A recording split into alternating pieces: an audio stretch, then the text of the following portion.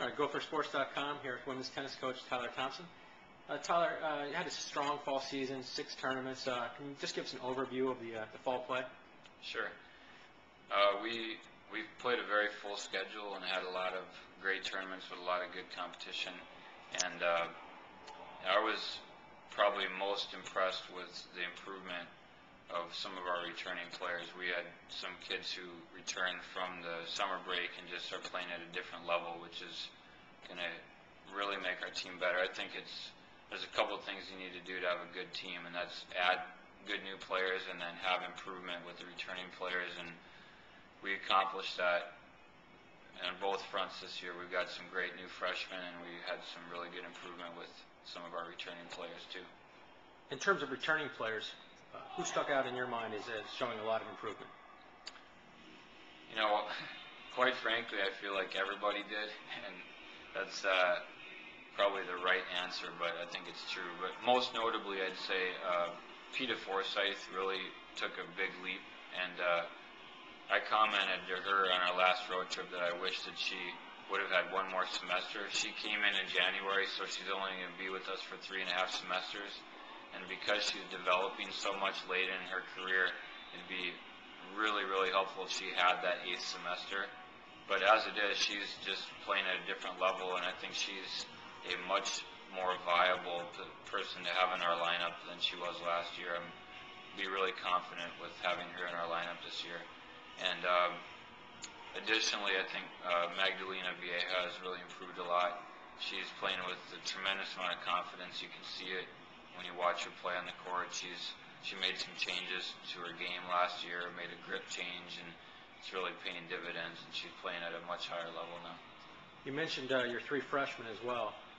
Natalia from Belarus came in, and she seems to be playing some pretty strong tennis. Can you talk about her play this fall? Sure. We call her Natasha, and she's a hell of a player. She's very, very good. Had great credentials coming in, but she's actually playing at a level higher than I anticipated.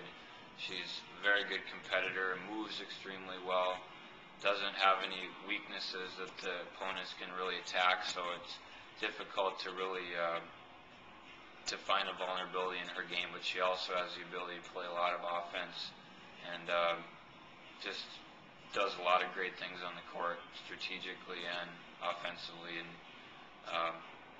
she's also very, very open to learning. She's eager to learn new things, and I think she's only going to get better while she's here. We talked about the strong fall season. Natalia advanced to the ITA Central Region Championship Finals. Doubles teams from Minnesota won the top 2 flights, the Wildcat Invitational. That's obviously a good thing, but it must make your job more difficult come January when you have to put out your 6 top players. Well, my hope is that within the team, they're going to be so supportive of one another that they're going to want what's best for the team, and they're going to recognize that can't include everybody. But the nice thing is that I think we've got a lot of depth, we've got a lot of good options, and I think the lineup that we put out on the court will be good for the team, and I'm hopeful that everybody believes that, whether they're on the court or not. Before we get to January, we have about 6 weeks before you head to Marshall to play your first dual match. What do you do from that time until January? We put most of our focus on off-court training and fitness, primarily because NCAA rules only allow us to be on the court with our players for 2 hours per week. But they'll be training on their own. They'll be having some captain's practices, and in large part, it's a time to get healthy, because we have 2/3 of our team that have some bumps or bruises that need a little bit of time to recover. So it's good. You know, we'll tone it down a little bit and still focus on the fitness and getting stronger physically, and then we'll be ready to go in January. In terms of the time from now until January, if there was one thing that you'd want to see that your team improve on collectively, is it the overall fitness, is it the overall strength, or is there something else? You know, it actually is something different than that, and that's that we continue working on our collection as a team.